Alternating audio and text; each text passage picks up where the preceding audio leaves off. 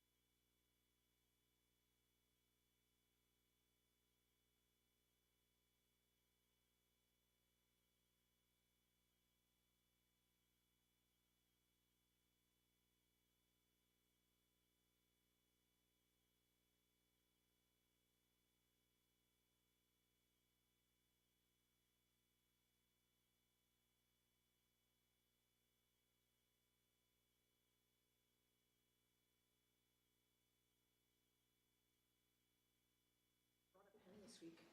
Yeah, me too. Put one back in the truck. Good job to bring 10. I failed last year.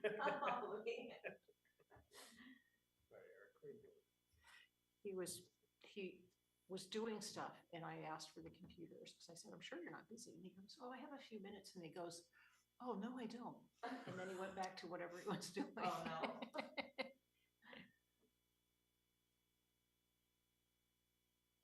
Maybe just hit the gavel loud enough. But you could do a little song and dance camera. There's a stage right there. Yeah. Entertain us, Sean. Yeah. Did I see correct? I saw two things in the budget. One was that he said they put in 25,000 from budget for the, Okay. and I can't say anything. Because that would count as discussion. Anyway, I have a question on the beach amount that's in the budget. I don't think it's correct.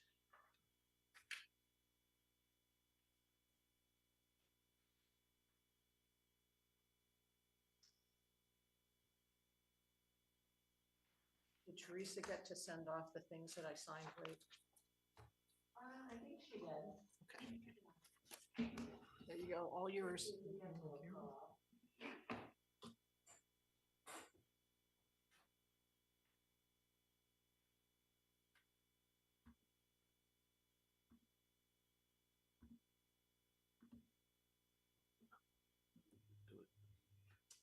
Okay, let's see. How do you like the new fire truck? Good so far. Have you had to use it? It went to one column Fayette last week. Did it work? I mean, did it perform anything or just show up? It just showed up. That's good, right? If it's not needed. We got 30 days to shake it down, take it back to shake down. Oh, just drive up 41 to Farmington. You shake her all you want. Try out that suspension on it. Try out the loose road. Is the road Sadie done just after your house? Brutal, huh? Oh my, you can't go over 10. Any of the state roads that end up in that straight. Hello. front on them, straight. Don't, Oh, thank you. don't sit, don't sit. You can't go more than 10 miles an hour. 6:30 Readfield Lane, please join me in pledge. I pledge allegiance to the flag of the United States of America and to the republic for which it stands, one nation, under God, indivisible, with liberty and justice for all. Thank you, everybody. It is March 9th, right here in Readfield, Maine. First on our agenda is the minutes of our select board meeting of February 23rd, 26069. I'd make a motion to approve the minutes as presented. Second. I have a motion and a second. Any further discussion? Nice job again, Angelica. Thank you. All those in favor? That's unanimous. Next, we have item 26070, the warrants 35 and 36. Oh, right, warrants 35 and 36 came to a total of $64,348.93, relatively small. The only thing I really thought of note was $12,601.17 in interest for our bonds. Everything else was pretty typical. I'll make a motion to approve the warrants as presented. Second? I have a motion and a second. All those in favor? It's unanimous. All right, communications, select board communications. Any general information or select board comments for this evening? Jared? So I've been talking and working with Eric to move the technology forward because it's kind of stalled out a little bit. I came in early tonight and helped set up some software on his computer. So we're gonna try to wrap that up relatively quickly here. I think Eric set a goal at the end of April, which I think is a realistic timeline to get everything switched over. And prior to talking to Eric about it, I actually did go to a planning board meeting because they had technology needs and wants. And And the good news is that the software package that we have will accommodate almost everything that they're asking for. We just need to start using it. So that's kind of why I'm driving this again a little bit. That's great. It's good when wants are also included, right? Yes, I was very clear. It was wants and needs. Yeah. Wants may not happen. At least immediately. Anybody else? All right. Eric, town manager and treasurer report. Okay. Close this menu here and then open this. I love that you kept it to one page. I know you worked hard at that. I did. I even cut some stuff out.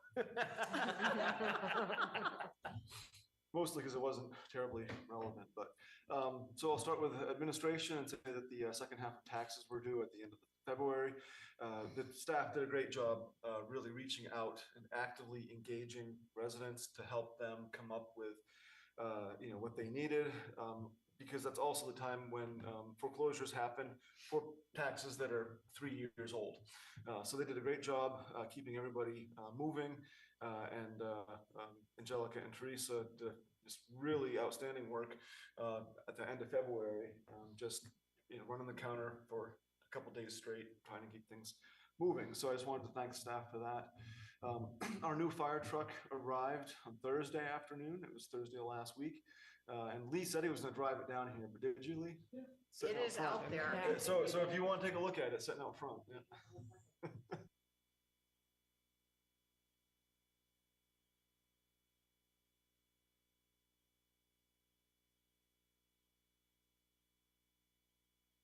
We made wise financial decisions by approaching it the way we did. May I ask a question? Sure. Is Lee here for something else later? Yes. Okay, Yeah. never mind. He's here for the discussion around dispatch at the county level and also ACO report and a few other things. So. Okay, I think he also just likes us. Yeah. I was just gonna suggest if that was his only item, he can tell us now. We should just give him a chair, Dave. So we hired a past beach attendant to work as our maintenance summer help, our lead maintenance summer help. Seth Thumpy, he is also going to be working this spring and some this fall. He's got a college curriculum, so he's able to be a little bit flexible with us, which is great. We now just need to hire our second maintenance help and beach attendant. So we have 2 part-time positions open there. We already have some leads on that, so I expect to be talking with someone at some point here. Yep. The CEO transition is moving along well, and we've cleared a few hurdles recently. Angelica is really stepping up with her training, and she did meet with the Wayne Town Manager and Select Board last week, so we're making some good progress there. And I'll begin advertising to fill the deputy collection clerk position this week. So moving ahead. And when does that open? Well, depends on the applicant to some extent, but I want to have at least a month of full-time overlap. And if I can, get a day or two a week for 2 or 3 weeks before that. So it'll depend, but we're not far off from getting someone in the office to start training. That's great, because that's a pretty stressful, high-demand job from the public, and it's often backed up with Teresa and Kristen, so Yep. to have someone here and trained would be awesome. It's essential. I mean, it's bad enough in June, but try it in July. So we really do need to get somebody in, so. Yeah. Let's see, so community services and programming, Melissa Small received a grant to attend a small and rural library event in Alabama this spring, so I just wanted to congratulate her on that recognition. The Readfield U is in full swing. Be sure to check out the town website for any current activities and events. They have something almost, seems 2 or 3 times a week, daytime, evening, all over. But that's a great opportunity for folks to visit with neighbors. Let's see, Jerry Bly and I met with the landscape architect about the fairgrounds project, and I'm currently working on a second set of revisions to our LWCF proposal, which should be our last before we receive final approval at the federal level, which we've heard that from the state. So fingers crossed on that one. Moving on to roads maintenance infrastructure. The roads remain posted to limit use by heavy vehicles. Anyone with questions, ask first. It's a lot cheaper than paying for $10,000 worth of pavement repair. So please, frost is leaving pretty quickly, and we might be out of that window shortly, where we can actually have travel in the morning even. Anyway, ask first. I worked with Matt to release the 2 RFPs that just came out for ditching and culvert work and also road paving. We will be supplementing the paving RFP with an addendum for the library parking lot paving. And then I want to thank Per Garter for his work in helping us frame that so we can have the maximum number of parking spaces, meet standards, and all of those things that we want to do. And let's see, Matt Stevens and I have attended 3 of the 4 scheduled KCEMA all hazards workshops, and those were mandatory but not terribly valuable for us. I think that they were more suited to data collection and making things easy for the county, which I get, but it's been a lot to try to get that worked into our schedules. And then after some digging and communicating with the past vendor, we're very close to being able to reuse our pneumatic traffic counter. And that's a great tool because people don't necessarily know it's there, so you can get real-time speed information, but also it does count cars, so it's useful for the transfer station and other things where we want to get information on volumes of vehicles. It can even at highway speeds or thereabouts, 40 miles an hour plus, it can tell the difference between a truck and a car for the most part because of the impact sound. But anyway, we'll be getting that back up and running shortly here. Technology and communications, Jaren pretty well summed that up.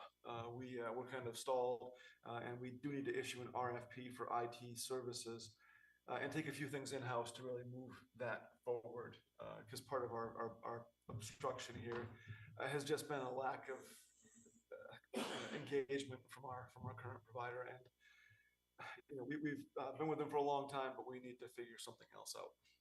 So, and the last section is the transfer station. We're working through a few small operational issues, but also preparing for spring activities. We're getting the brush site ready and trying out a few new things with the compactor and cans. If you've seen the low can at the transfer station, that was one of those experiments. We're probably not going to keep that going. It just doesn't fit very well into the model.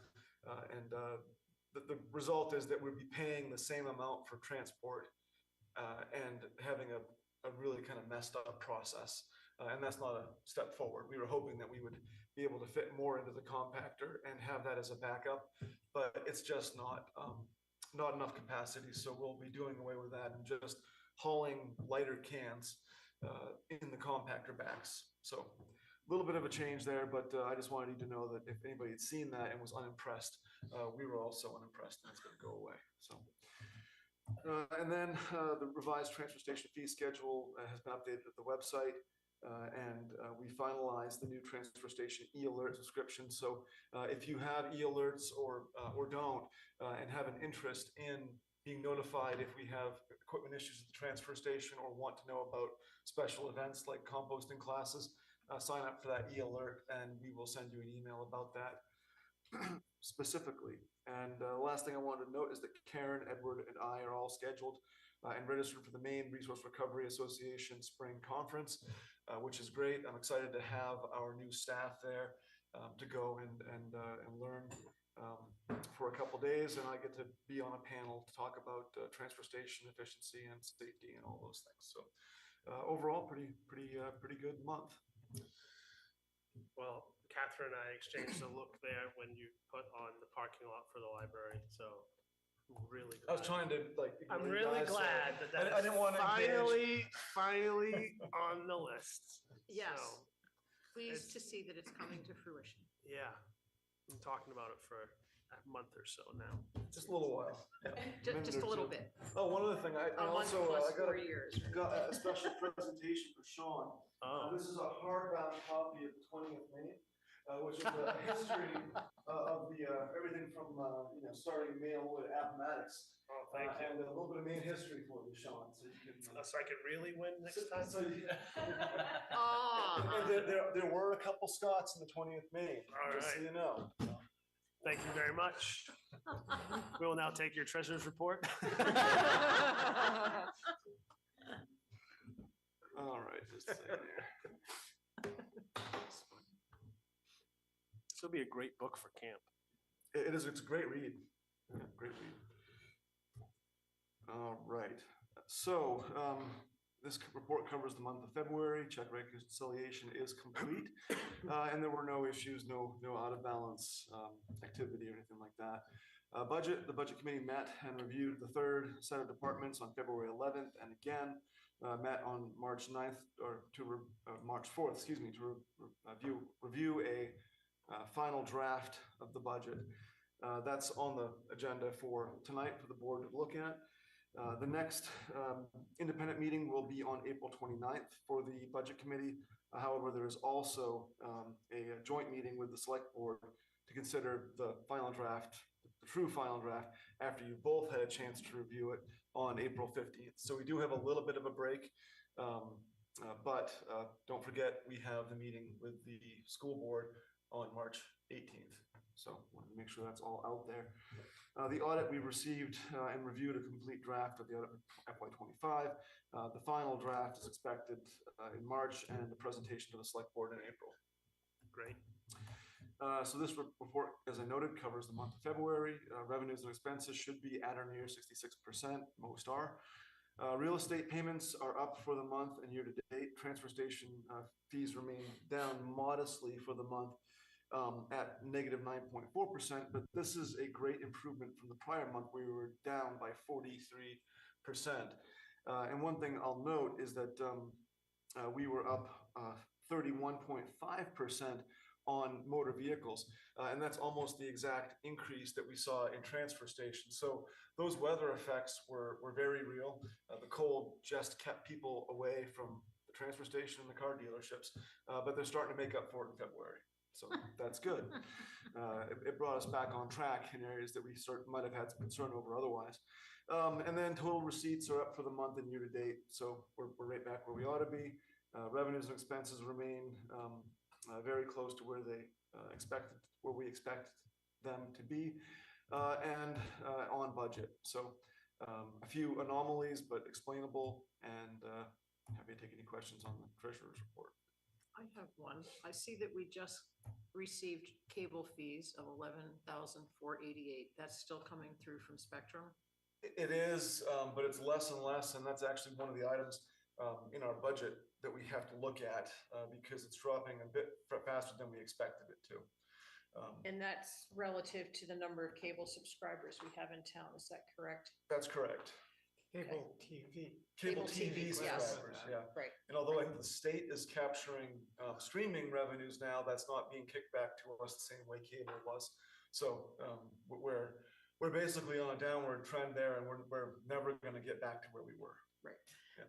And are we hearing anything from the public about not having internet connectivity anymore, or is that pretty much died away? It's more or less died away. Spectrum's filled a gap. People don't like the service. I hear that regularly, but the actual speeds are there with cable if you're willing to pay for it and deal with Spectrum. Otherwise, Fidium continues to build out in Readfield little bit by little bit. They actually just got down, was it Stanley or Route 41? One of them, they just put some new line on. Really? And so they're making that connection into the north part of Winthrop coming down. I think it was 41. But anyway, they're continuing to build out slowly as it meets their model. Certainly not our time frame, but it's slowly filling in. Is that part of the build out they had planned initially, or is this in addition to that? I think this is in addition to that. Good Because for them. they've been slow, but they are filling in. Well, the voters were wise not to fund building a network. Yep. As it turns out. That's good. Yeah. Yep. All right. Thank you, Eric. Animal Control Officer.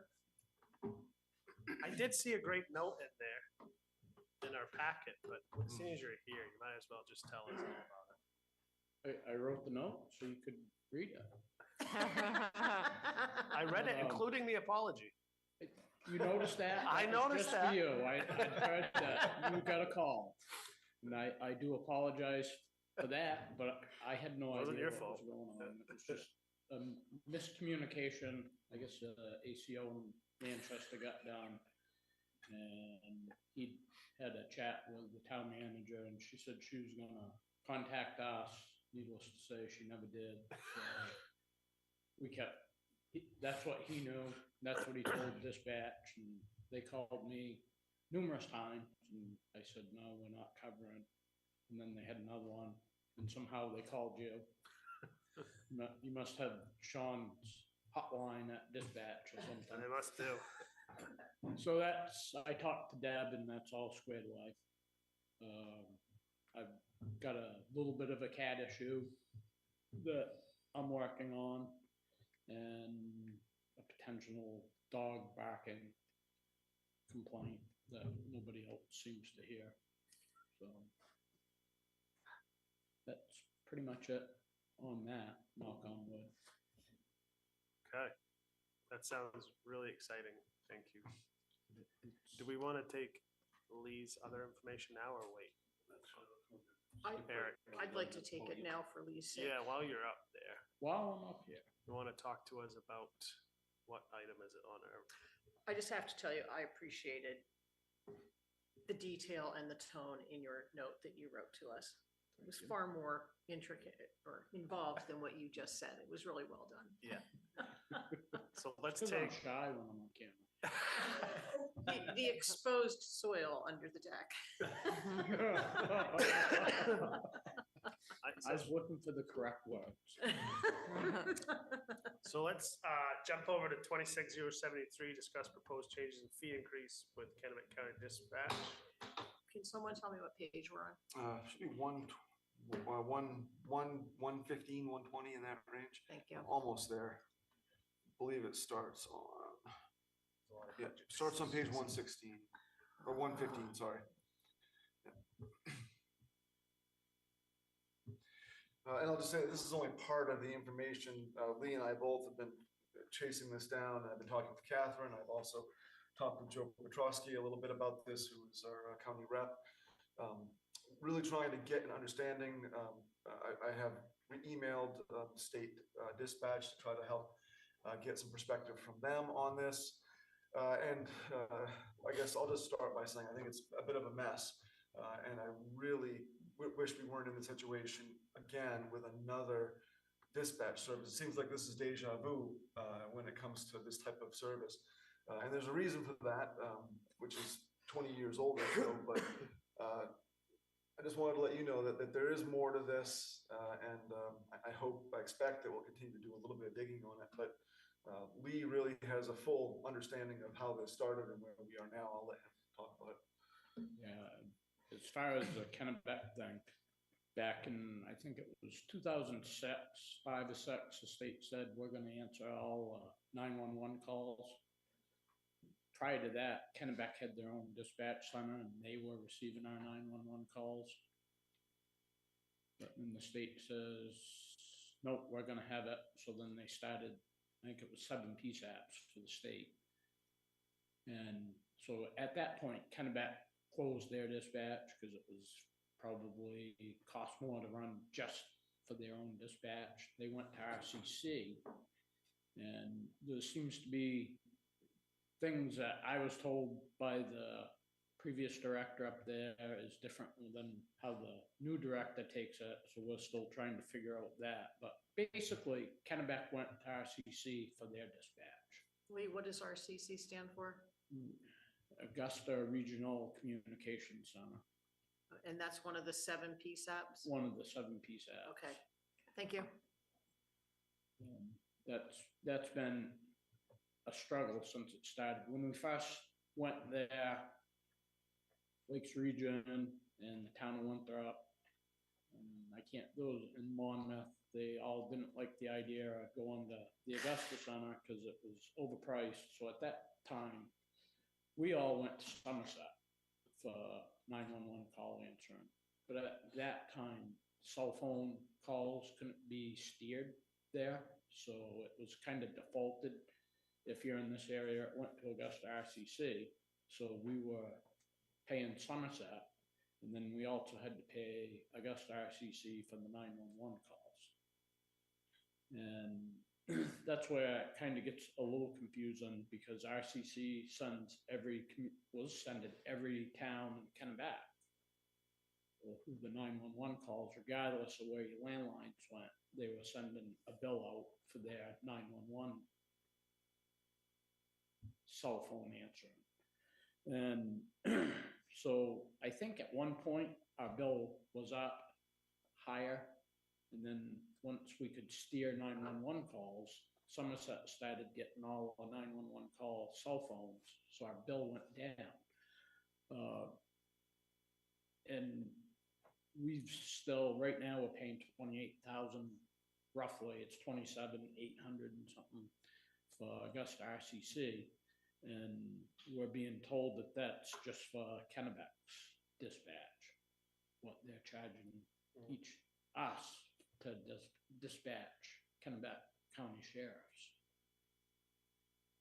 Where before, the old director said the only thing we were paying there, because I tried to get our 911 back there just because it's always up and down. Somerset said, geez, we can't take calls, and I'd been trying for a long time just to get our 911 service back there. But at one of the conversations I'd had with the previous director, he said, the only thing we're paying up there now is PD dispatch, and he said state police dispatch, and said nothing about Kennebec. So we're trying to sort that through now. So if it is just Kennebec, that will be $28,000 that we won't be paying to Augusta RCC. But if it is, you haven't gotten any response back from? I haven't had a chance to follow up. Yeah, I mean, so we're kind of hanging out there. So now- are we currently still going through Somerset? No, when Somerset said we can't take any, we don't Right. have personnel to take out of county, so they just do Somerset ones, and that's when we went to Androscoggin For PSAP. for PSAP, and that's who's 911. taking the 911 calls. Yep. So it's very fractured, and It's- it's easy to lose track of which piece is where. But right now we have a contract with state of Maine for ostensibly Kennebec County dispatch. We have a contract with the town of Winthrop for fire and rescue dispatch. And we have a contract with Androscoggin for E911 dispatch, even though they all talk to each other. And we're paying each of those a separate fee? Yes, we've got And that's- 29,000 for, or 28,000 for the state. Winthrop is 20-something and going up, and Androscoggin's 12. So we're almost 70,000, I think, by the time you add it all up. Is that about right, Lee? Yeah. And this is looking to add another 30. This would be incremental. It depends. I mean, if it happens that we don't have to pay the state, then we're only going up, 15, 20,000 Only? only, but it's still a huge increase. And then it will, in theory, drop back down again. But I've got questions about why we're paying to train staff for a facility that's going to benefit from having those staff on hand. There's a lot of questions in my mind. That's just one of them. But and then if we do have to pay the state for state police dispatch, then that would be an additional cost, and we're not certain if that's going to be the case or not. I mean, you would think that county taxes would cover county sheriff's dispatch, but there's some weirdness around that, and I hope that all of our sales tax helps pay for the state police. We don't have to pay for them again too, but we'll see. So currently, when we're paying the state, which is dispatching for sheriffs, Kennebec County Sheriff, if what the director now says, which is kind of offset to what I was told earlier by the previous director, so supposedly that's covering state police and KSO. and KSO. So if KSO breaks off and goes with Augusta, according to this proposal, we don't know what the state police cost will be still through the state. Correct. So then we could have 4 different places we're paying, Possibly, yeah. and we'll be closer to $100,000.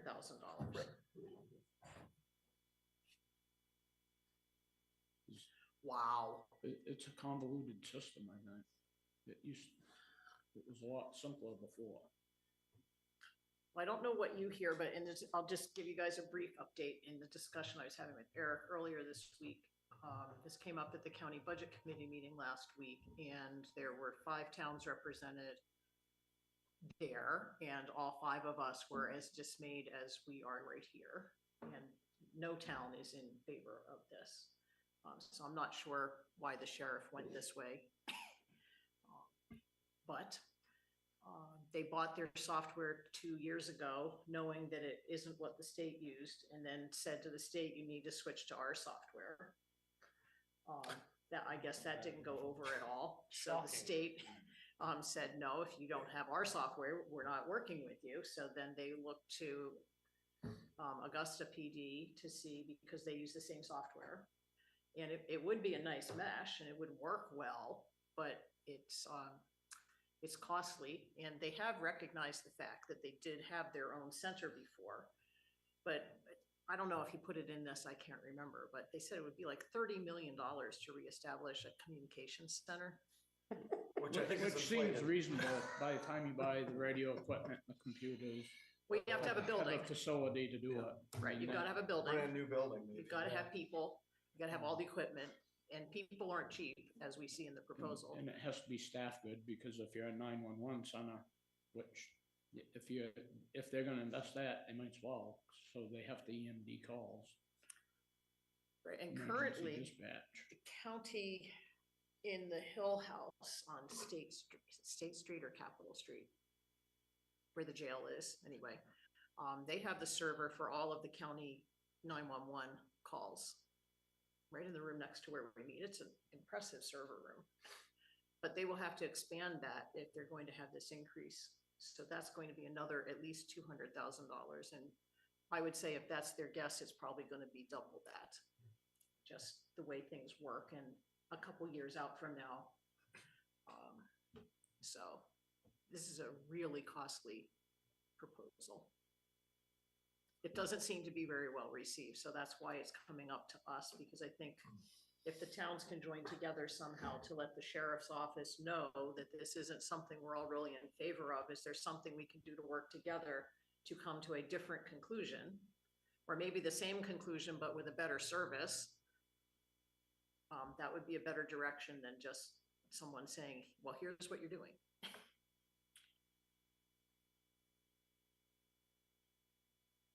Any recommendations, Eric, at this point for us to talk with other towns and or send collective, Well, get like a letter from the select board of, I mean, right now it felt like we're over a barrel.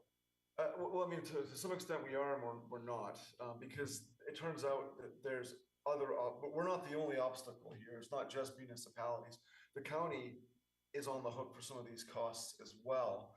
And it's a question of whether or not the county had the intent to make this very costly change, or whether they would actually support it. I mean, for example, if knowing that it's not going to integrate with the state police system. So I'm not sure there was much research done on what it would cost to integrate with the police, state police. And there might be operational reasons or preferences why that was done. I've heard that some people just like the Spillman better than the other one.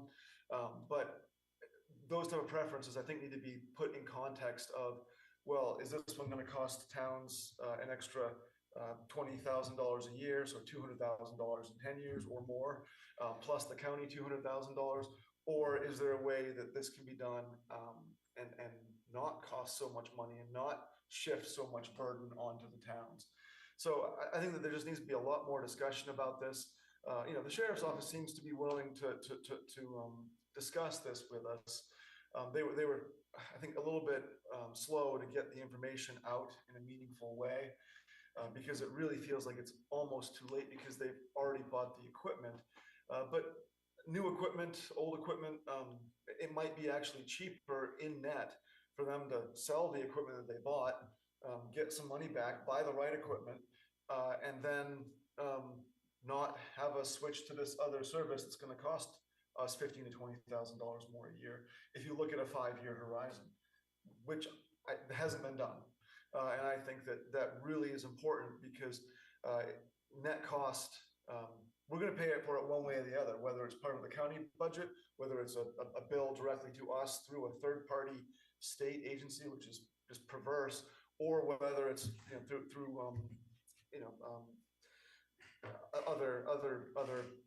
other mechanisms.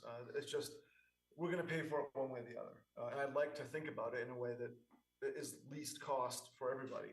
I think that's exactly what Catherine's suggesting. So what we did is we talked about some of this stuff and came up with a draft letter that we'd like to send to the county commissioners and the sheriff's office, highlighting some of the questions and concerns that I think we share and have talked about here tonight. And I'd also like to send this out to other towns and other town managers and say, hey, look, we're sending this to the county commissioners and the sheriff's office. We'd like you to consider doing something similar so we can all get on the same page. And recognizing, of course, that this is a state-created problem. The state did something, and it messed the works up for a long time, and we're still suffering through it.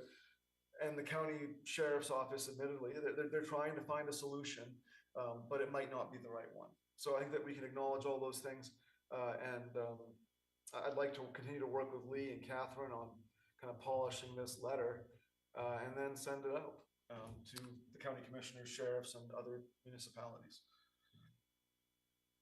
I agree. I'd like you to do that. I'd like to make a motion to authorize Eric to revise the draft letter to the Kennebec County Sheriff's Office with Lee's assistance, and then authorize him to send it to the county commissioners. Second. I have a motion to second. Any further discussion? All those in favor? Thank you, Lee, for sticking around and bringing a shiny truck for us to look at. Sure you don't want to do something else. We throw you in somewhere. I heard he was going to apply for the clerk position up front. And you'll be right here. That was excellent. Also, just moving back then to staff communication, thank Karen for the cemetery section report, which tells us we're all still closed, but there'll be some tree work starting soon. Then we also have boards, committees, and commissions. We have meeting minutes from the library board and the planning board, so thank you very much for getting those to us. And lastly, do we have any members of the public who would like to address the board? Seeing none. Okay. Old business. Eric, we're going to go right into discussing the budget draft, item 26048. Yeah. So the way I want to approach this would be to just talk about the changes since the last time we met. That sounds great. And I'll just, the last time we met, we did not have a budget detail included in the packet because we just weren't there yet. Not much point in looking at that detail. The budget committee's done it. Done a fine job of it, and so, but this is the first kind of real full version of the budget with all of the departments together. Everything's been reviewed at least once. We still have several areas that need cleaning up, but if you look at the summary sheets, this is all balanced. Our summary sheets do balance with the trio reports, which are detailed. And if you look at the very last page of the summary sheets, you'll see that we have the list of changes that summarize what's been done. And if you look at line 14, I put in blue lines. Those blue lines indicate where we have had select board review. So you can look at that and say, okay, sometime after February 2nd, that was when we had our last review. It was actually the 23rd of January, I believe, something like that. But anyway, We started off with February 23rd, and I updated the revenue sharing to reflect actual estimates. So that was a big plus for us. We received $7,000 more than what we had estimated. The state's estimates were $7,000 more than we estimated. We haven't got the money yet, so I gotta correct that statement real quick. Subject to change. So anyway, positive news for us. We also updated the Winthrop ambulance estimates to include projected additional increase. And then that nets to over 50% increase In 1 year. in 1 year after a roughly 50% increase the prior year. We knew some of that was coming because they had basically said, we're going to roll this out in 2 chunks because we don't want to absolutely blister everybody. I mean, it's pretty blistering even at 25%, but here we are. The 10% on capital, we'll be discussing that tomorrow at the ambulance meeting. I don't believe at this point that they're going to push that through this year, which is, I think, something of a blessing. I have noted in the past, and I'll note again, that I still think that we're paying premium in that we're paying the same under the same formula as residents in Winthrop, but we're not getting the same service. And I'm going to continue to push on that and beat that drum. And Lee's right there with me. But we're just not getting the service. And we want to have an ambulance, even if it's just daytime, sometimes up at the Readfield station, like we used to have. And that would make me, and I think a lot of people in town, feel a lot better about paying under the same formula as the town of Winthrop. And that's because they're getting police dispatch as well, and we're just getting fire. Well, this is just the ambulance. This is just the ambulance service that we're talking about here. Okay, so what are they getting that's more than us? They have a 5-minute response time to every single point in their town, basically, or damn near it. And we have 15 to 20. Mount Vernon, they're on the other side of that, and every minute eats into very important life-saving time where, if you get beyond 45 minutes or an hour, as I understand it from Lee, things change dramatically, and we're concentrically further out, further away. And my argument has been that, well, we're paying the same, but we're not getting the same service. And they just say, well, you can't look at it that way. And I said, well, we are. So, but I'm probably not going to win that fight either. But Lee and I feel really good about pushing back on it because we think we're right. Okay, so that's 10% that might go down. If it goes down, it'll maybe save us $8,000. That would be a good thing, and we'll keep our fingers crossed for that. We'll know more tomorrow. We updated the county tax to reflect the current estimates, and that is an 11% more than FY26, but a lot less than the 20% I was originally budgeting.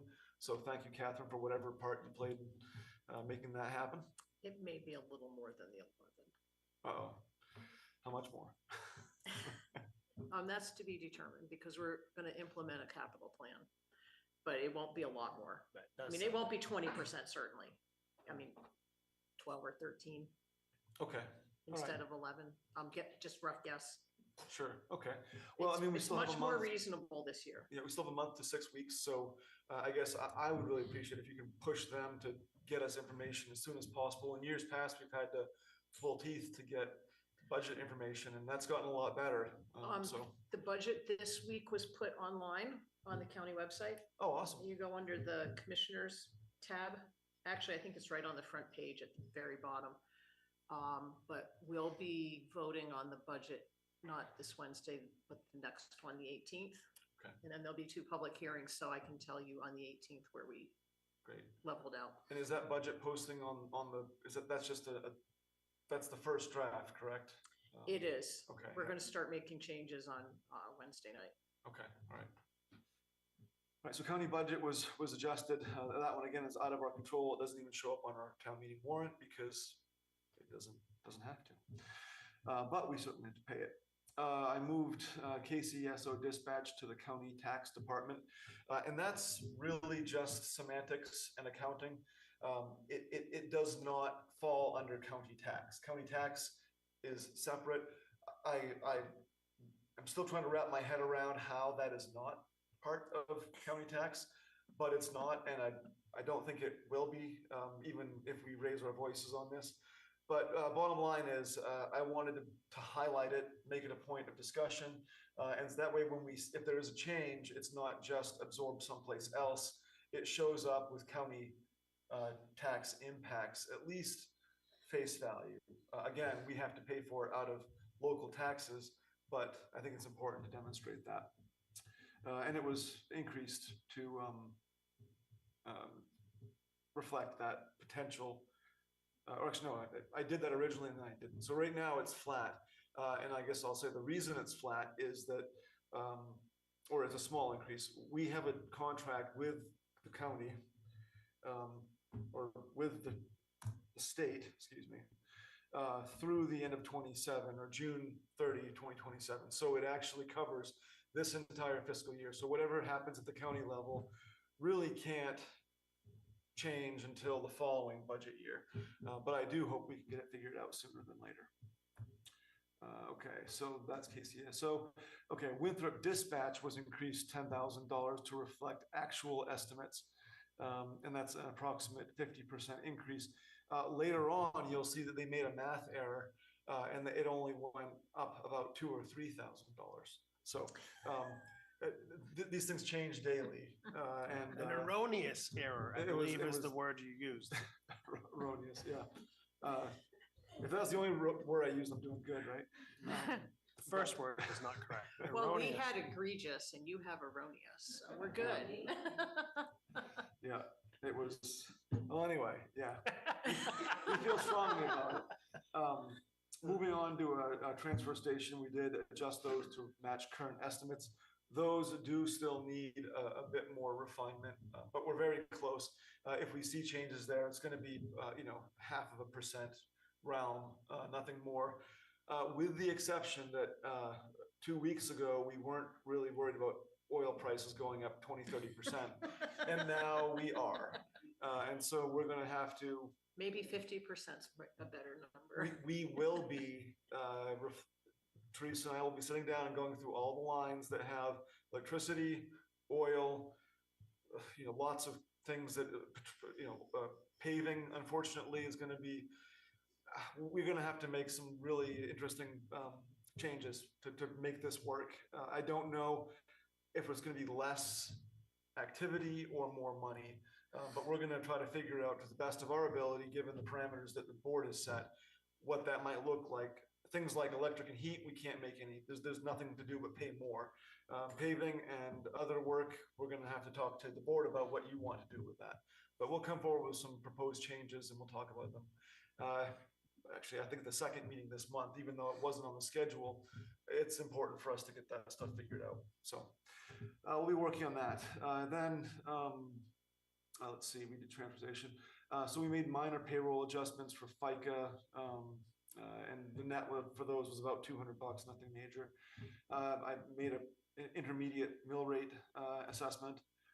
Then we'll move forward. Teresa pointed out during our budget meeting that I neglected to take away the $15,000 to $20,000 that we saved with the new contract. And so I made that adjustment, and that was a great change for us. It helped us a lot.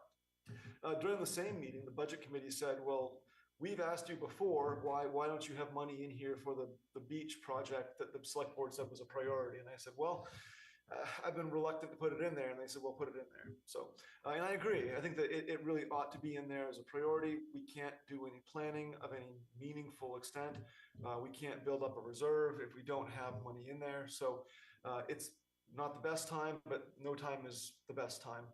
So I think it is the right thing and probably the right time if we have this on the horizon in 3 to 4 years, that we ought to be doing something this year to put money away. So that's included, and that's certainly up for discussion. Eric, Yeah, go ahead. When you mentioned that, saw it here, and then looked in the budget, it looks like there's 20,000 in the budget, not 25. Okay, so I'm sorry. Okay, so I probably added. Well, I'll just reconcile that. One of them's wrong. Okay, well, so did the budget committee ask for 25? They did ask for 25. Okay, Yep. so if you could just double check if it's actually 25 in the spreadsheet. that would be Yes, I helpful. think what might have happened is we had put 5,000 away for like a rec reserve, thinking that would be for the beach. So in net, it might actually be, 25, So there's 5 in one place and 20 in another. but it's, I'm gonna figure that out, but I Okay. think that's what I did. So Thank you. Thanks for pointing that out. Let's see, so then corrected the transfer station numbers to include a $4,000, because I also make mistakes. $4,000 for household hazardous waste collection. That is one that we leave out of our formula because that is only a Readfield share. Every town pays for their household hazardous waste collection on a separate formula based on a proration of the setup costs and then our actual volume of waste. So that doesn't get fed into the formula. And now I have a spreadsheet that clearly identifies that as a separate component, so I won't forget it again. But that's been added back in to our transfer station budget. And then we corrected the erroneous dispatch value from before, savings of $6,000 and change. And the mill rate was set to 11.324. Again, noting that that is lower than last year's mill rate, but not as low as it would be because we did factor. Right now, we have a 25% factor built in to keep up with real estate prices on aggregate. So that's the summary of changes. And I'm happy to answer any questions on any of it, talk about any of the line item detail you want, but it's all there for your review. This is a Greg Durgan comment. That we need to have corrected on line 26. I just thought I was dumb and didn't know what It's protested possessed. mean. It took me a minute when I was reading that. I was like, okay, Yeah, that's I good. don't often spell check my spreadsheets, but I should. I couldn't miss that. It's I had to. I know, it's, yeah. I looked at my keyboard to see how you spelled that way also. I don't know how you did it. Because the Yeah, R and the S just aren't there. Yeah, yeah, I don't know what I did. It's okay. But Catherine called you out publicly, so. I have to tell you that As is custom. I was meeting in the DA's office today because they've asked the budget committee members to meet with various departments. And she had made a comment at our last public meeting about how when you meet the DA, it's usually not your best day because you're either being arrested for something and your life is really going downhill, or worse yet, you're the victim who's trying to explain and get services. And so I'm thinking, so what's my day? Because fortunately, I'm not on either end of that. But I was able to reference this tax impact table, which is on page 32 in the packet. And I'm like, the Kennebec County tax has gone up 124% in the last 10 years. And it's just much larger than the school percentage and the town percentage. And people are pretty impressed with the fact that we have a table like this and that it's published and that people know about it. So Because we're not taking the blame. right. Right. So it's these kinds of analysis that you do get out there in the public. And I try to impress people with them and they are impressed. So that's good. Any other questions for Eric? Jaren? So one thing I've brought to the board before is starting to put money away for the salt sands head project, which I'm personally thrilled to see us start to do for the beach. But as I highlighted tonight, we spent over $12,000 in interest because we bonded stuff. I'd like to at least minimize that. I know it's gonna increase our taxes this year, but it's gonna increase our taxes at some point. I'd like the net increase to be as small as possible. And I think we need to start saving for it now to accomplish that. We've been talking about this for a while. Do we have an idea? I know we put it off because the cost estimates and the engineering reports that we've got are so, Outrageous. well, and they're so widely different.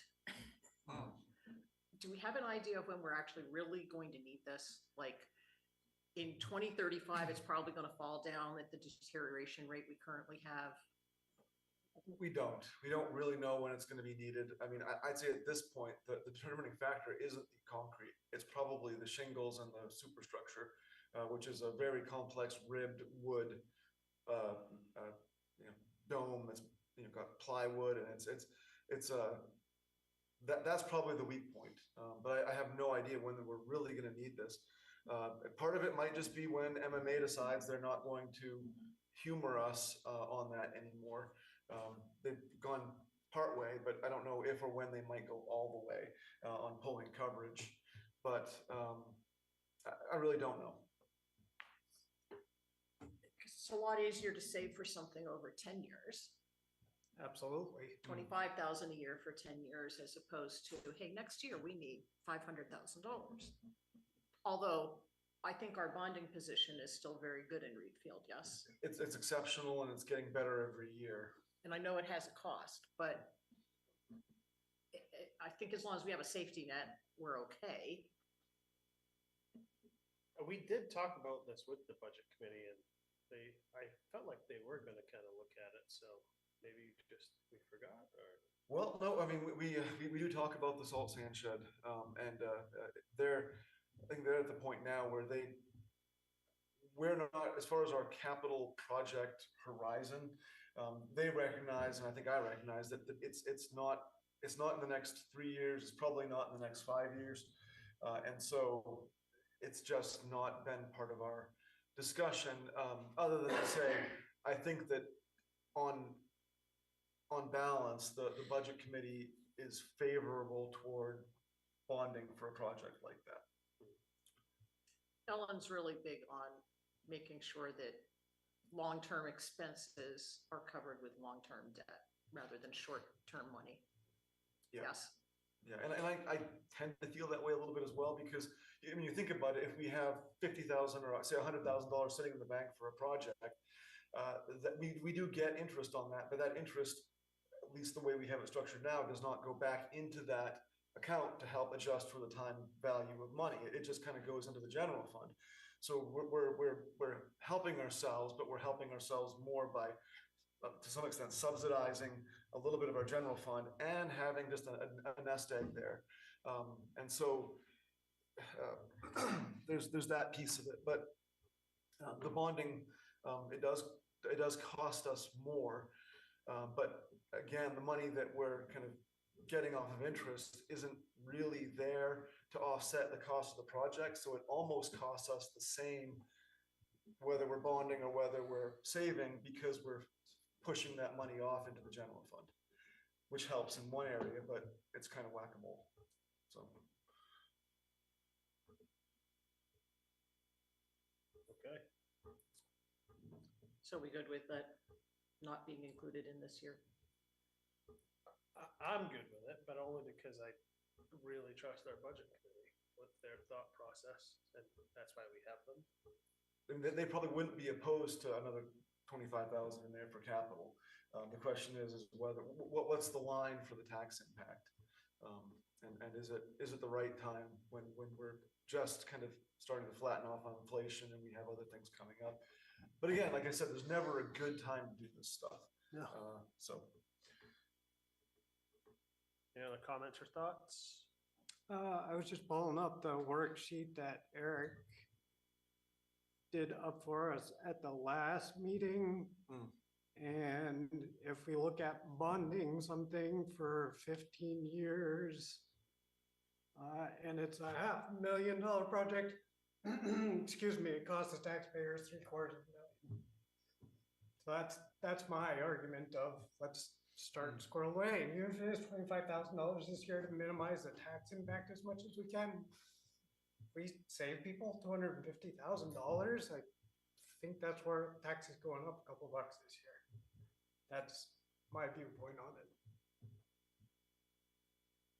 I would agree with that. I'm always a proponent of not bonding, not borrowing, paying the interest on it, but we had this discussion already, I guess. I mean, I don't know if I gotta try to just trust the process, I guess. We did discuss it and it didn't end up in there, so I don't know. I mean, it certainly can. That's why we're here again. And I mean, I'm not opposed to it either way. I'm just thinking about, well, where's that parameter? But I would say that if you look at it objectively, if we're putting away $25,000 for a want, maybe it makes sense to put away money for a need as well. Right. Because it certainly is a need to have that in probably 5 to 10 years. So I'm happy to include it, and I think that it is just a few dollars a month probably for a tax impact, but because we also have that other schedule that we can look at too and say what is the impact for an average homeowner of $25,000 on the. I would say we probably go up to 20 years, but we can either look at bonding or look at the tax impact on the annualized savings effort.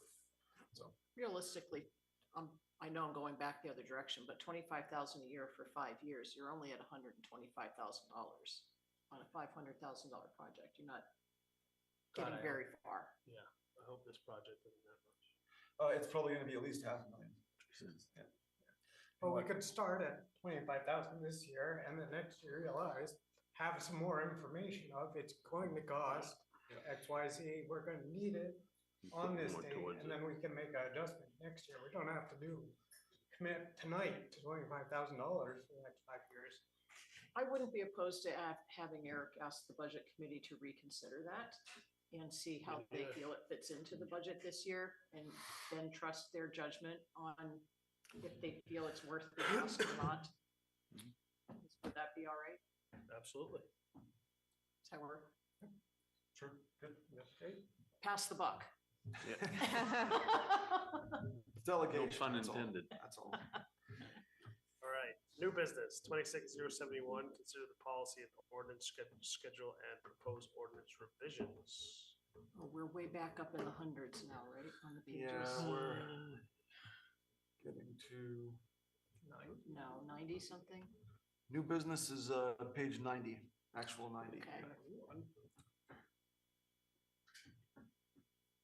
Okay, so this is a worksheet that Kristen and I have put together, and Kristen keeps fairly well updated for us, and Catherine, I think, really likes. I love this. And it basically gives a summary of our current ordinances and policies and some other special documents, and then gives just a modular look at the name of the document, the purpose of the document, when it was acted, and when it was last updated. So we have a full inventory of, or at least very close to full. Like there's a few things still kind of missing, but very, very close to a full inventory of our policy and ordinance library. So we can see what's been hanging around for a long time, and at least have a discussion about whether or not we want to update it. This is similar to what we had last year, but of course updated. Kristen updated it just a few weeks ago. And the two items that are on here this year, I think are the same two that I had last year, if that gives you an indication of how much progress I made. I wanted to look at the Giles Hall rental agreement, and I wanted to look at the personnel policy. And I think that the work we did in the union contract was fantastic and helps inform our policy work for the personnel piece. But outside of that, I'm not sure there's really much that I would suggest. We we went over update. the Guile Hall thing, didn't we? Nope, not, We we've talked done, about looking at it. yeah, But we didn't actually do it. didn't actually do it. Didn't make any changes, we just talked about it. Should be. Because I know it was on one of the meetings we discussed it. Didn't we do the conflict of interest? That, Last there was year. updated, that was updated, yes. Okay, it says it was last updated 2016. Okay, well, that's a good one to Last note. year. Yeah. Yes. Thank you for Taking picking that up, Sean. I'm taking a win today. Yeah, Oh, these computers drive me crazy. okay, yeah, no, so that one, we'll update that, the date anyway. Because it just strikes me when you haven't looked at something for 15 years or so, There's probably something missing. it ought to at least be read. Yeah. And then if it's red and you don't think it needs anything, you mark it as fixed, and now it has a new date. So maybe for next year, we could tackle this list again of Yep. it. I like that. I feel like last year, or the year before, we did a very thorough reading of many of them. It was a couple of years ago, yeah. we Yeah. did. And they didn't need everything. And the things that needed it were updated. I mean, we talked about the solar ordinance and the land use ordinance, and those are, also up for review this year, so. I thought Eric, did we had a marijuana list. establishment We also. had this same list, but we had a couple more columns in it that said reviewed. So that I have that somewhere. Okay, yeah, So so, we could yeah. look at, it was reviewed. So even though it wasn't amended, we know that someone has looked at it and said it's fine.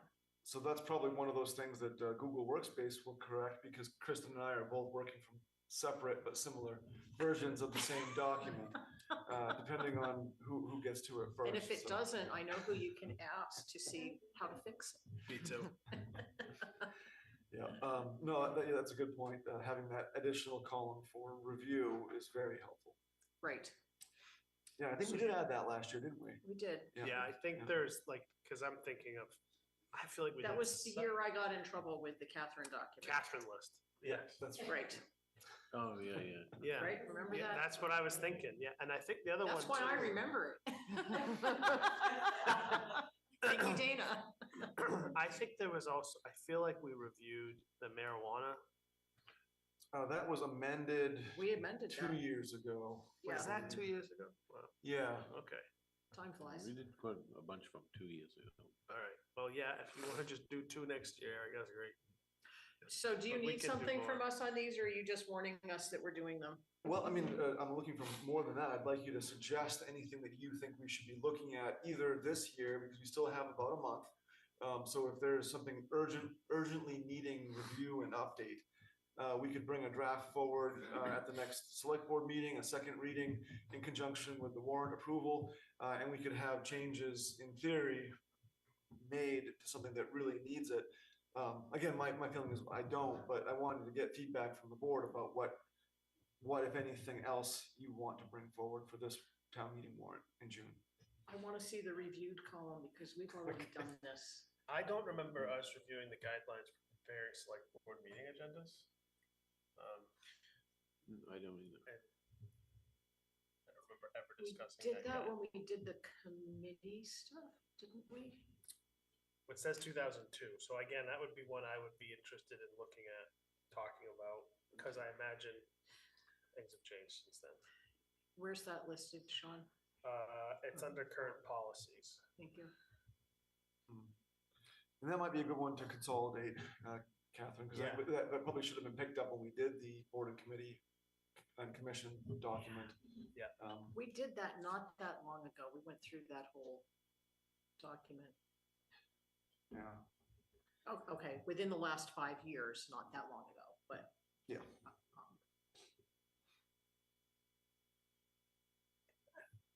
Record retention policy, didn't we do one of those too? I think that's another one we've definitely discussed. I think we did something for the messenger. The record retention policy basically is dictated by state law. So that's not one that we really need to even get to too often. I know we've done the roles and responsibilities of the Readfield town manager since Eric has been here, so 2014 can't be correct. Okay, I'll make a note of that. I think Eric should go look at Kristen's version.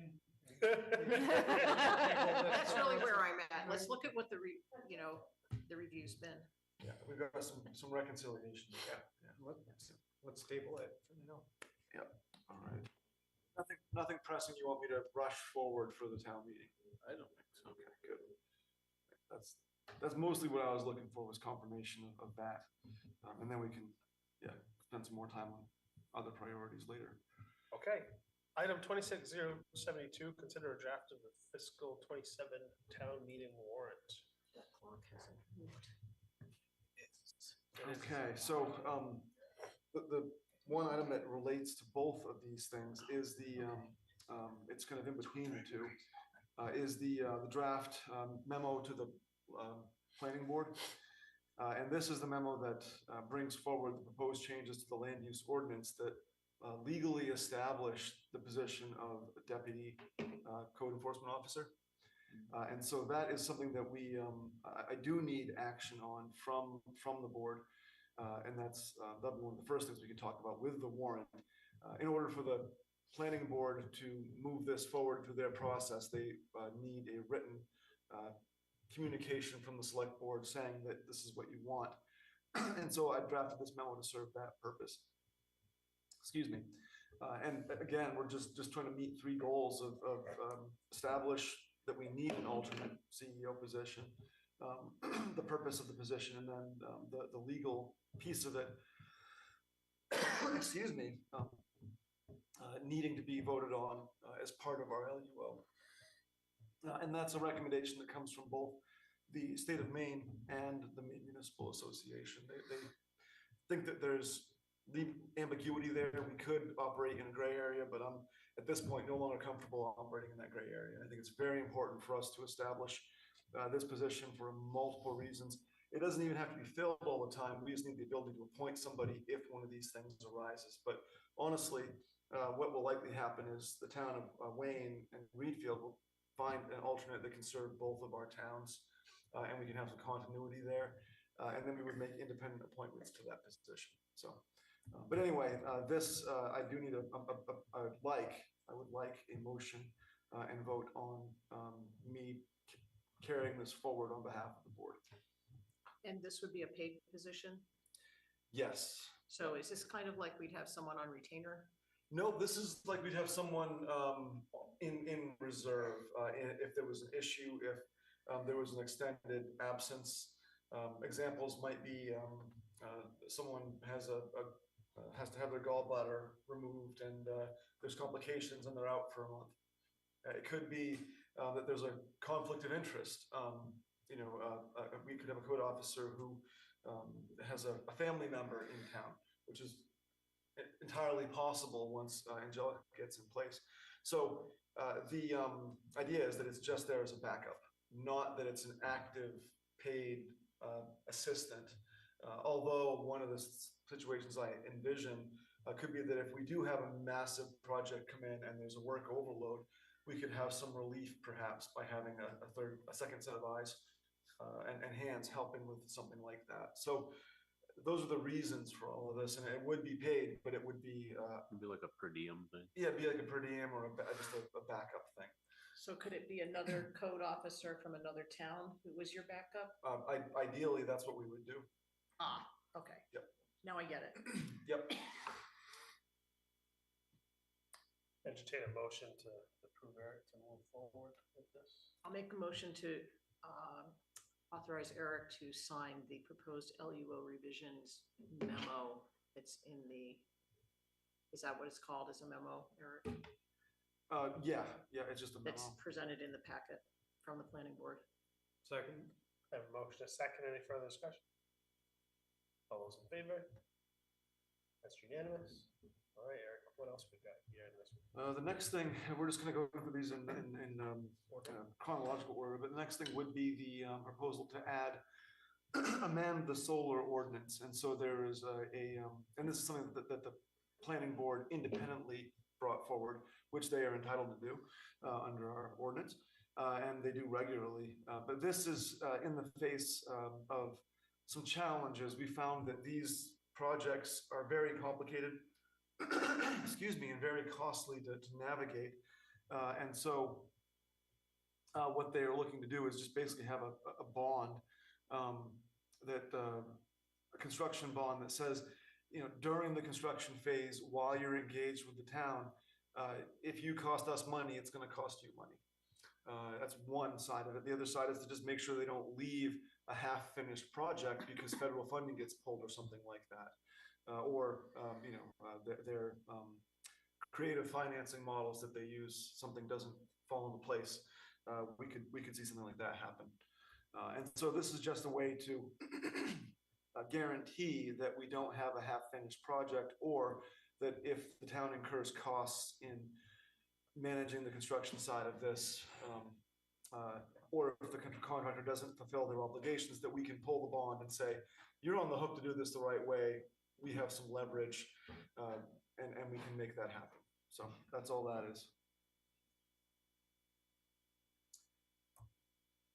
And so the planning board's discussed that at length. Angelica's probably been to, what, 3 or 4 meetings when they talked about it? Yeah. And I'm fine with this. Is this the whole do we need a ordinance right motion here? for this? That is just the piece that would be amended. So the Okay. 2 amendments to the land use ordinance are right side by side. We have the piece about the alternate CEO, and then we have the piece about the solar. So this would be its own question on the warrant. It'll be one question that will have a summary that will show these 2 sections and reference where they are in the document. Excuse me. Isn't that similar to all the land use ordinance things are usually multiple things? It's exactly how we've always done it. It's just this one is a kind of a different posture because I had proposed this language for the alternate CEO in the context of all the other things that we're reviewing with that position. And the planning board said, well, if it's coming from you, it really needs to come from the select board. We're not going to take this up on your behalf. And so they requested that it come this direction, which is fine. But we have to. All right. Do you need us to vote on this one too, Eric? Or you just need? This is more of a consent item because the Yep. planning board already has authority to propose changes. So this is just informational.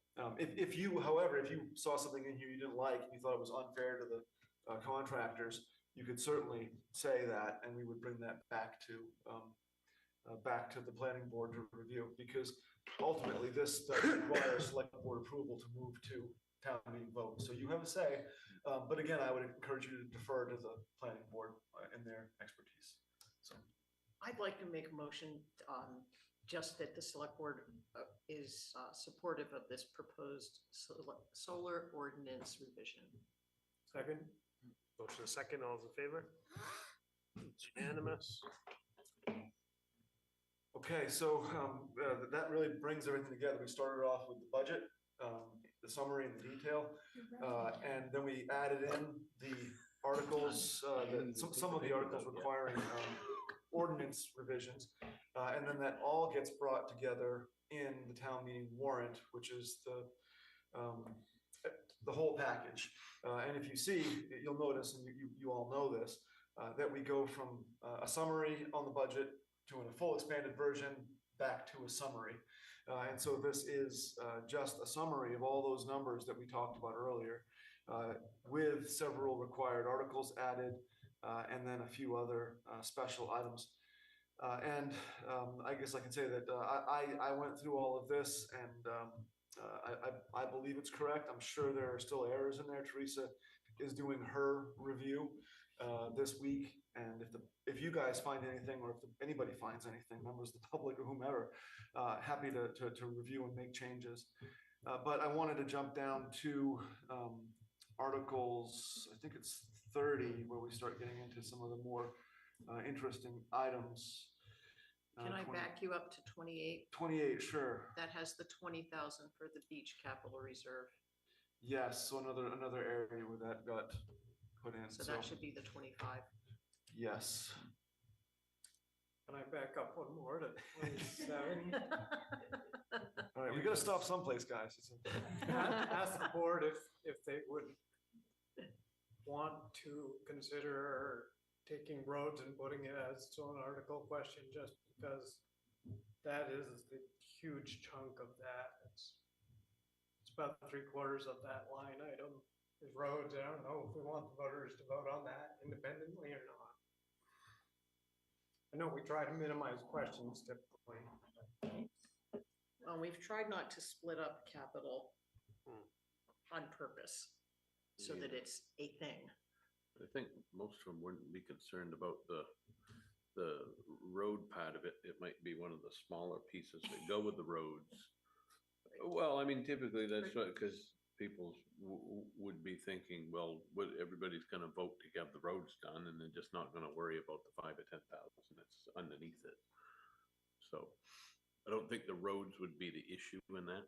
I get what you're saying, Jaron. That's like the biggest number in there. But And that's why I would considered separating it out, because then people can vote on the roads if that's what they want to do. And then if they wanted to vote something else down, we would be more dialed into, okay, there's something wrong somewhere else.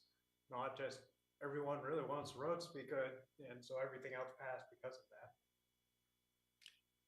I'm going back to just previous conversations, we talked about capital reserves, keeping them together, really making sure that we detail what those are and how they kind of align with what we're working on in the grand scheme of things, so I'm not interested in moving that out. I do like the fact that you put in the two new articles for 28 and 29, which is just what we've talked about doing. If we haven't done something, or it's 10,000 as a threshold being new, and so they're both there. So thank you for following through on that. Yeah, so I mean, so it sounds like you guys are generally agreed on that policy. And I think part of it too, Jaren, it does, it's like the insurance permutation where you have the risk and the consequences, right? The risk of something happening and the consequences of something happening. I think that we're doing something similar with this and recognizing that a lot of these capital items are likely not controversial and would be very likely to succeed if, it voted on independently. So it's, I think there's a little bit of that going on too. And that's, I think over the past decade, what I've seen is the board very much leaning towards that position that keep it together unless there's a reason not to, right? Or it's new. Or it's, yeah. New was kind of one of the key pieces. Okay, so I guess you guys are okay with that. So Article 29 is the open space capital reserve that we talked about and put in the budget. That one is just in there because it's new and it's proposed. Well, I wouldn't say that one's new. I would say it was a very clear discussion point when we were doing the. That's true. We took 2 years I would off. say, That's right. I would say it's Right. not new. I don't want us to sound like we're making that word up, but I think it's really, it's a new point, new conversation. We talked about the open space plan and, incorporated that. So I think that was a very big part of that conversation at the time, was to make sure if we were going to put funds in it, it was very unique on its own. Right, we said Which if people asked about. we need a plan, we need to know where it's headed. We didn't have it, so we stopped funding it. We got the plan, we know where it's going. So now we're refunding it at that threshold of 10,000. Quasi. So we wanted the people to have a chance to vote on that separately. Mhm. That we heard that loud and clear. Well, this is a good discussion because it gives me the board's perspective and some language to put in the explanation document, because I probably would have struggled to explain that a little bit. So thanks for that, those points. And then the next one would be Article 30, which is the language for the purchase project agreement and KLT acquisition support. That's just a summary for 33,000. And I think this is a good place for it in the warrant because it comes right after the open space. It's tied in with capital.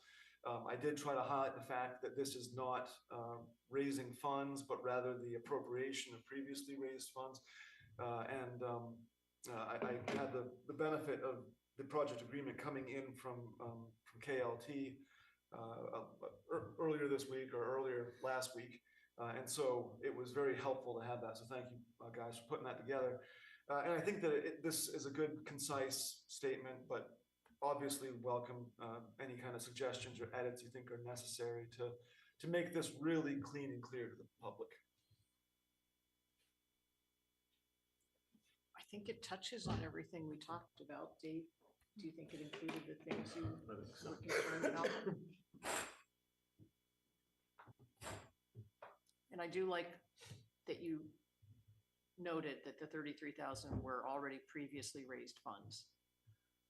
Yeah, and one point on that is I am not certain. It's a financial item, but it doesn't affect taxes. So I don't know if the financial I don't know if the financial recommendation is required here or not, and that'll be an interesting question for the town attorney.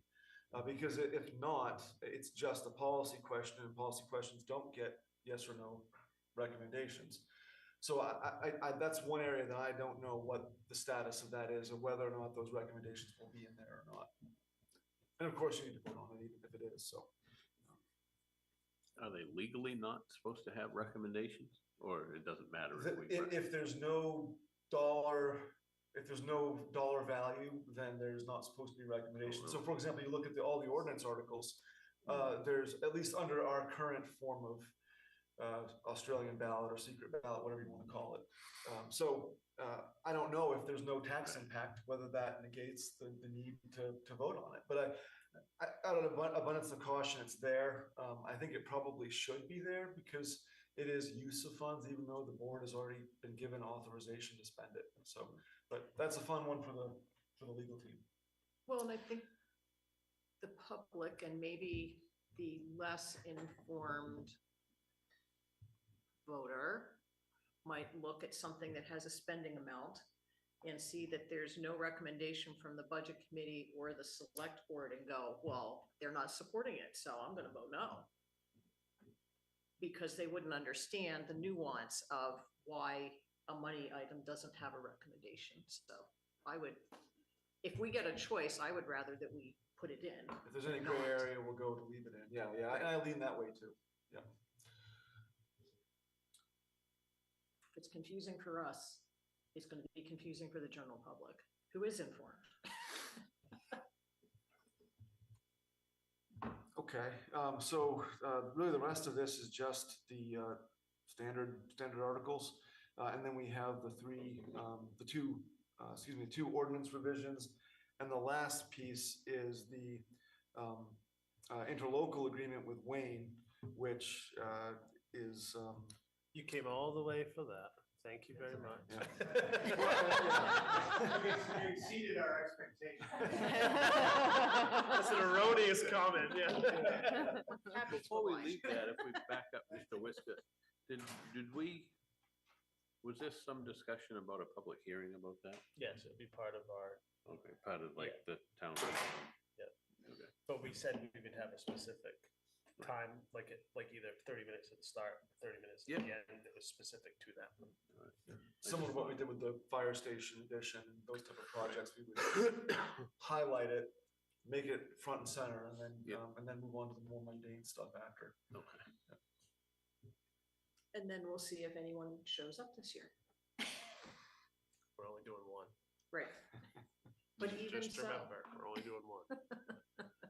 It'll be recorded and you can watch it in all the wonderful places. so Eric, I take it it's really a formality on Article 37, because this is just formalizing legally the interlocal agreement, because legal counsel said you really should.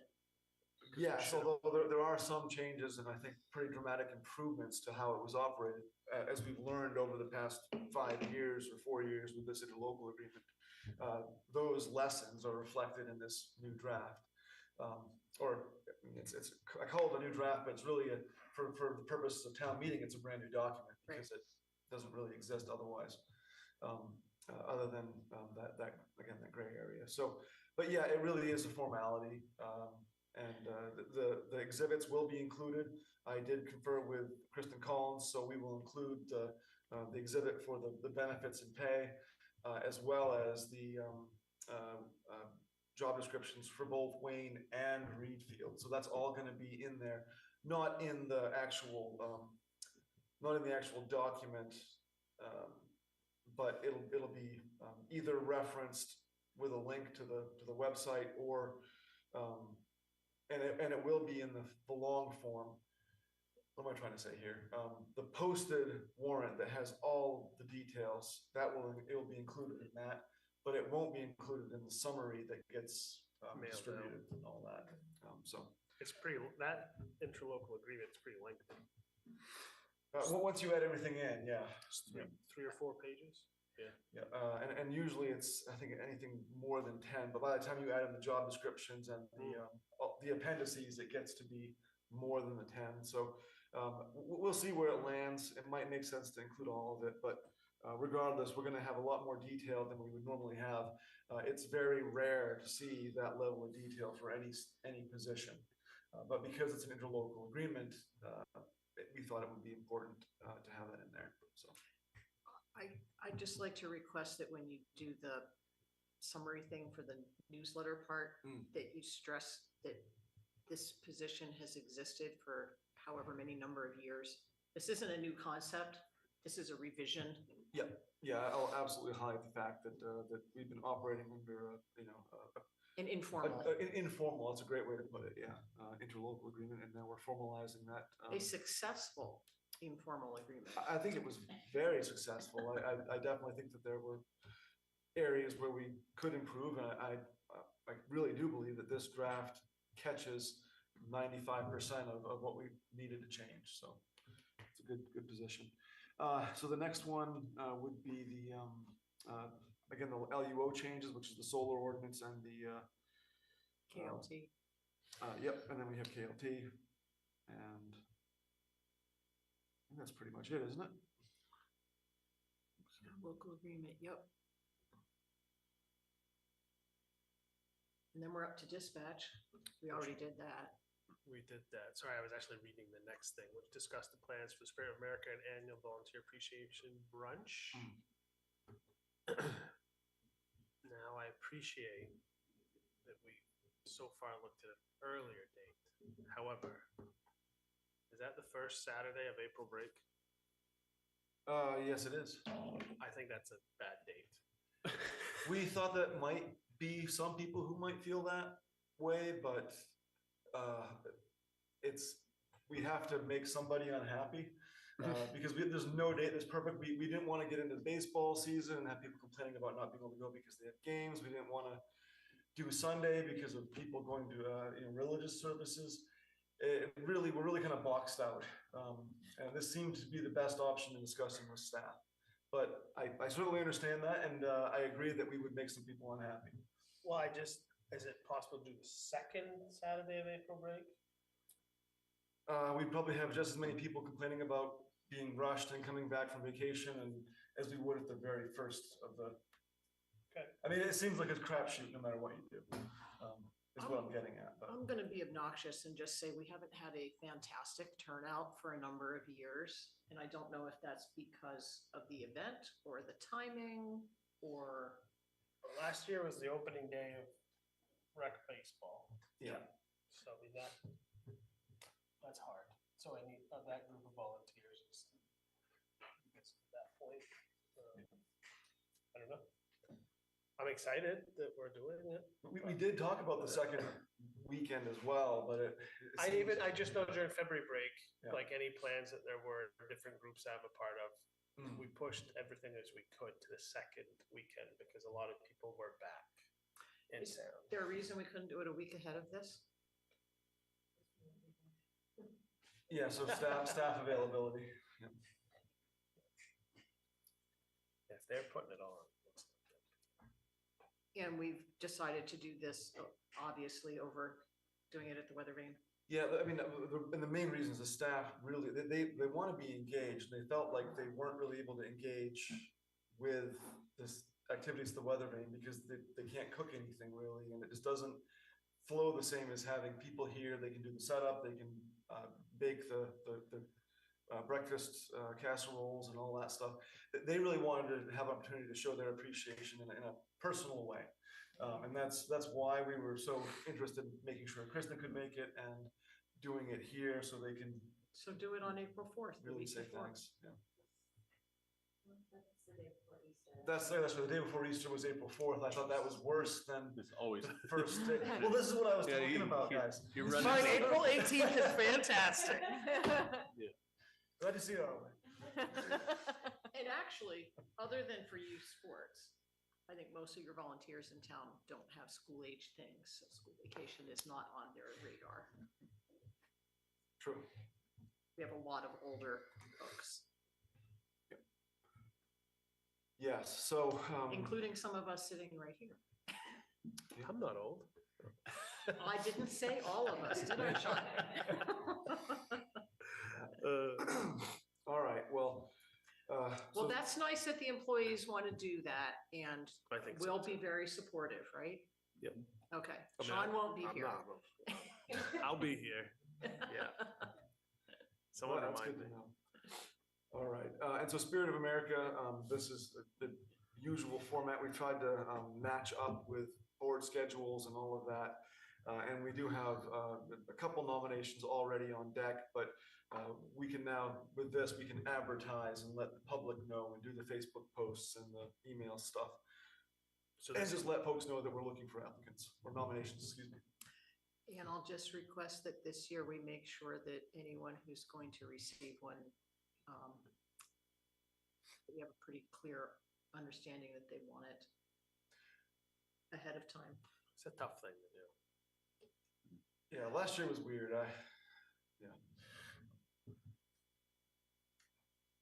You know where I'm coming from, I that's do, all we need to Sure say. do, yeah. I mean, we can get in touch with family members or something just to see that people are receptive to Yep. some sort of a recognition that might be taking place. Yeah, I mean, we can still have the award and not publicly award it, you know what I mean? Right. It's I not- think that was a they- unique scenario. After we, after they get it, then we can decide Right. whether to not make a spectacle of it or not.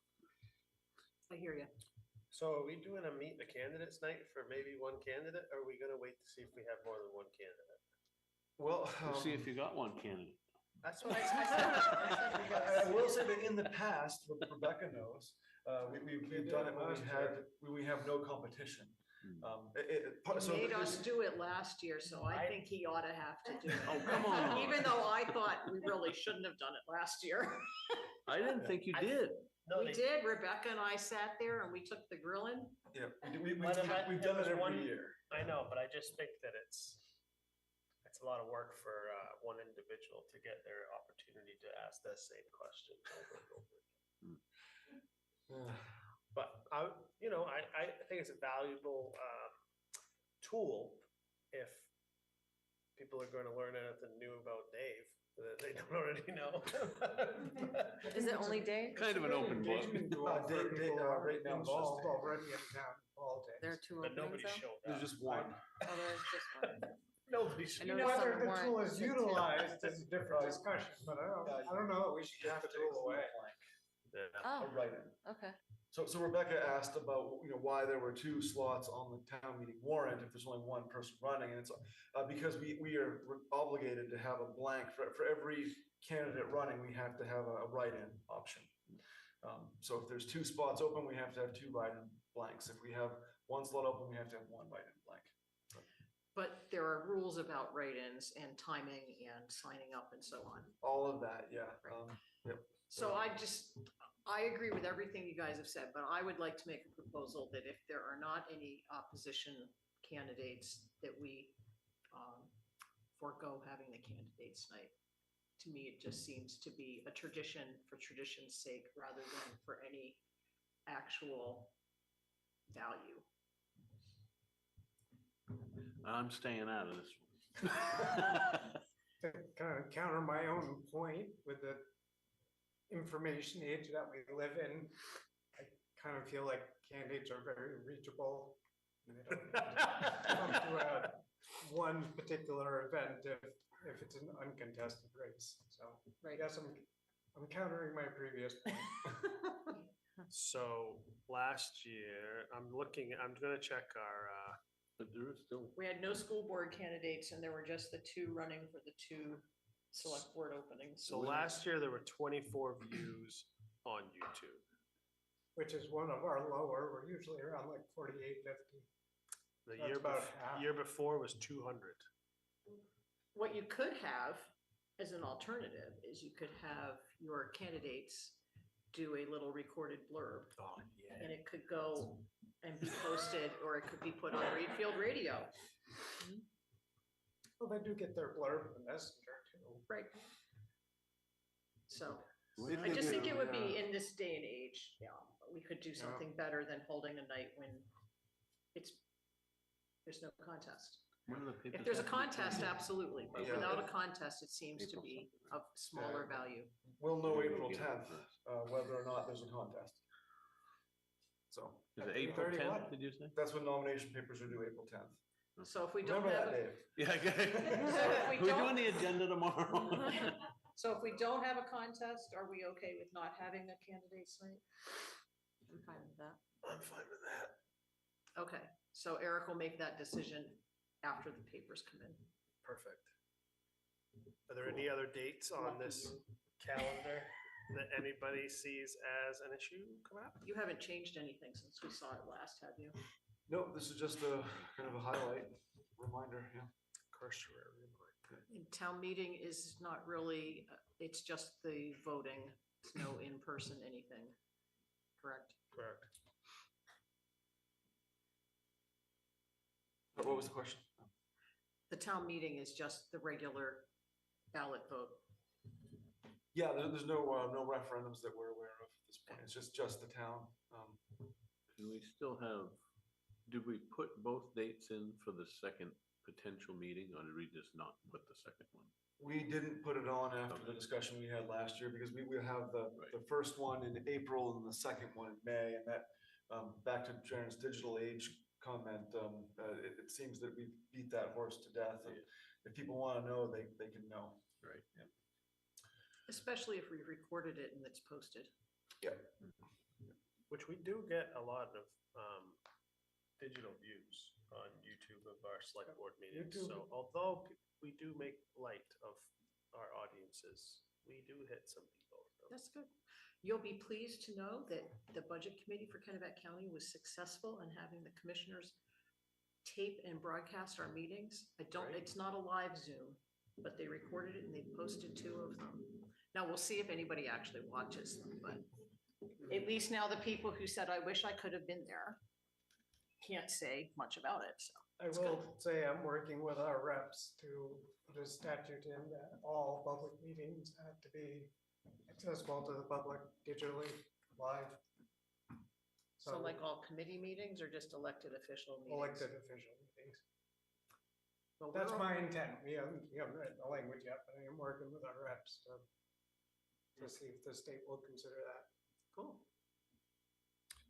Evidently, there was a reconsideration, maybe you know more about this, Rebecca, today of the jail funding bill. Yes, And they there made was, some progress. Did they cut or add $4 million? I don't know the outcome of it, but I know that they were looking at adding $4 million. To what the state will fund for the counties? Yes. And Kennebec County is the 3rd largest jail budget in the state. Wow. It's huge. I mean, you're talking like 138 million. No, that can't be right. I have that wrong because our jail budget is like 14 million. The next one down is 11. The next one up, it's like 17, and the next one is like 38, and that's Cumberland County. But you know, how much bigger are they than we are? They're half the state, it seems. So that would be great. Hmm. I think what I heard was that they passed it. Was it today? Yes. Well, that'd be fantastic because the total appropriation before was only like 20 million, right? From the state, Yeah, it was like 28 million. 28, yeah, so 28. 4 million makes a big difference. Yeah, Right. yeah. Okay. I'll entertain a motion to adjourn. So moved. Second. All those in favor? It's unanimous. Thank you, everybody. Is anybody, I'm gonna vote against that sometime, just